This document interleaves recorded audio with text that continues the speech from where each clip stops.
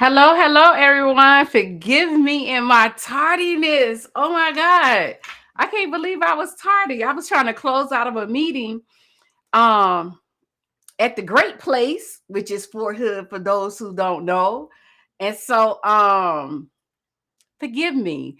Thank you for watching the replay, everybody. It's such an honor to even have you all spend the time that you do with me, listening to me discuss these issues of you are still a veteran. So I just thank you. I thank you. I thank you. I thank you. And once again, forgive me for being tardy because everybody, I value your time. I value your presence. So thank you.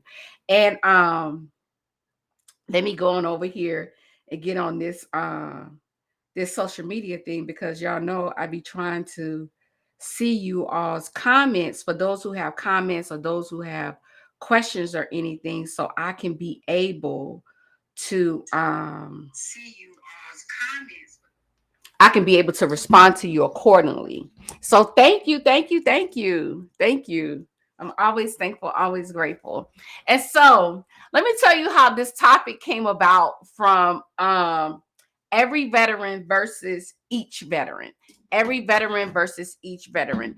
On yesterday, I was having a conversation with who one of the camouflage sisters who I call Auntie Alice because she's like the auntie for all of us, right? And just chopping it up with her, strategizing various things. And she is, if you know Auntie Alice, you know that she is a wealth of knowledge, right? And that she's always pouring into you, regardless of who you are, whether you served or just or I'm gonna say just a civilian, but a civilian, and but she has a special place in her heart for the active duty and those who are in veteran status, and so we was just talking and I'm just like brainstorming, just trying to get some ideas, see what lane I should go down, which one I shouldn't go down, and then just letting her know, my heart in reference to veterans who transition out of the military with less than other than honorable discharges, or as she calls it, bad paper, right? And I like that. A veteran who transitions out of the military with bad paper, right? And unfortunately, when you have bad paper leaving out of the military, sometimes you can be like cast aside. Like, don't too many civilian organizations want to deal with you or service you because your DD 214 doesn't look the way that it doesn't have the character of discharge that people are accustomed to seeing. And I've talked about this before. It's no in between in the civilian world. It's just honorable or dishonorable. Anything in the middle is irrelevant, right? But that's not true because you have a variety of different characters of discharge. And hope probably on one of my next episodes, I will talk about the different character discharges and what they mean. So stay tuned for that, right? So, but going back to the subject at hand, every veteran versus each veteran. Do you know that statistics show that less than 10% of veterans go through a court martial?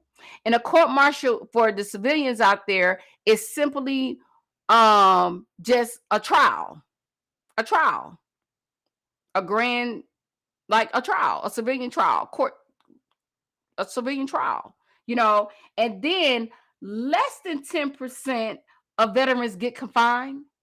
Less than 10%. So I like, dag. I'm part of the 1% that joined the military and found myself in the less than 10% of getting confined. Go figure, right? So look, always making history, right, Marcia? That ain't the kind of history you want to make, though. Okay. But however, and I want to repeat that. Less than 10% of veterans go to court martials, and then less than 10% of those active duty members get confined. And that's all across the board in all armed forces, that 10% number, right? And so, But my thing is, I found it interesting is that when I was talking to my auntie, every veteran versus each veteran, and I was talking about the process of submitting disability claims and the mindset of the individuals that have been appointed to process these things, or the different service organizations that have been appointed to provide a service to all veterans, right?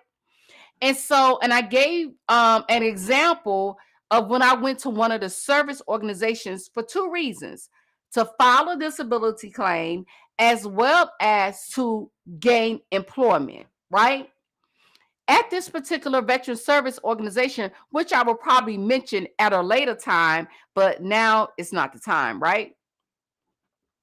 The first thing they told me when they looked at my DD 214 was that I was not authorized benefits because of my character of discharge down there in block 24 of the let me see, can I bring my DD 214 up here so you all can be able to, I'm not going to let you see the DD 214, but what I am going to do is bring it up, and I'm going to print it off here.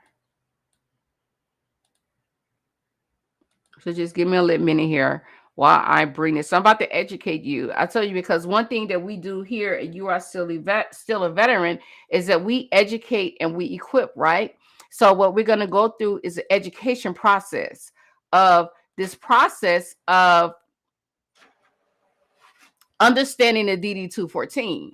And it's something that all service organizations should understand, because dates matter. When you get out of the armed forces and you are a veteran and you get out with bad paper, dates matter. Hear me and understand. That's you getting out with other than honorable, bad conduct, dishonorable discharge, and in some cases, general discharges, because I'm doing a little research now currently about them. And I have to tell you all, I am so disappointed in the processes that they're taking these young soldiers through that chose not to have the vaccine. Now, if anybody should be, Congress should be looking side-eyed at the armed forces, it's because of, I think, the 1214 or 1412. I think it's a 1214 form that's being submitted, but we'll talk about that at a later show, right? So stay tuned. Your girl been doing her homework here, going knocking on doors, trying to get some answers to get an understanding. But back to this DD 214. Now, this is a copy of a DD 214, right? I got my hand over my social, so nobody won't have my social, right? Because I don't want you all trying to mess up my 802 credit score, right? So whenever you're dealing with the VA, the first thing they're going to ask you, one of the many things they're going to ask you for, is your member for copy of your DD 214, right? So you have your member for copy of your DD 214. And so when you go and speak to these service organizations, the first thing they're going to look at is your block 24, which is your character of discharge, right? Block 24. And then, but where they failed the veteran at is in block 24, it tells you the character. If that thing doesn't say honorable, other than honorable, or general discharge, my golly, that it's like the world has came to an end. Jesus then returned and everything is good. I don't want to say Jesus returned, because that's not the that's not the sense that the veteran service representatives or veteran service officer or veterans claims agent, that's not their response in some cases. But you have those veteran claims agents and veteran service officers who are knowledgeable about the process in its entirety, right? So you look at the character of discharge. When you see that that character of discharge has anything less than a general discharge, it is so important, guys, that you have them go look at block 12 of your DD-214 member 4 copy, which reflects your record of service. And that matters because in this case, when you have transition from the military through by way of court-martial or separation with bad paper, block 12 matters because it has your record of service. It shows the day you entered. It shows your separation date period. Now, if you know that you have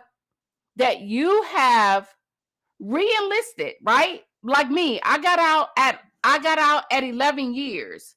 And so when I had the veteran service representative send me my VA claim back to tell me that, hey, Miss Martin, you have no honorable service. I was like, well, that's not possible because I have 2 re-enlistments, right?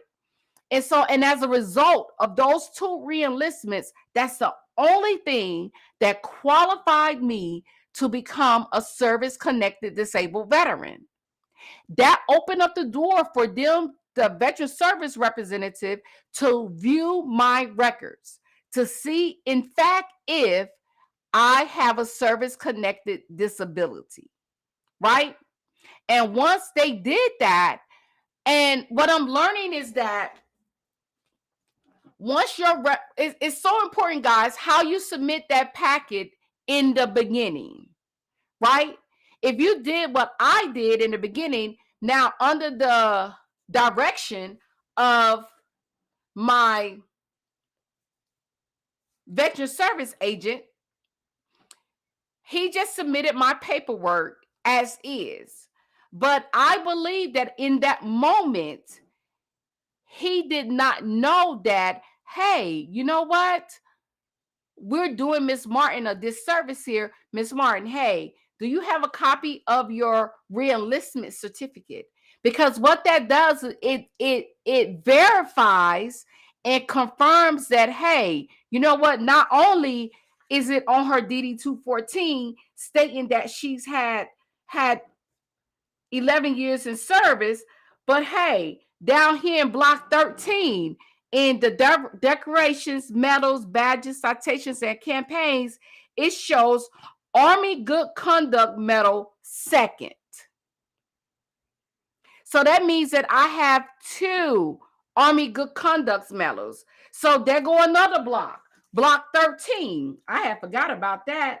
I just saw that as I'm talking to you all. So that's why I'm equipping you now. I'm educating and I'm equipping you just by utilizing your DD-214, guys. So it is so important that you have an understanding of this form, right?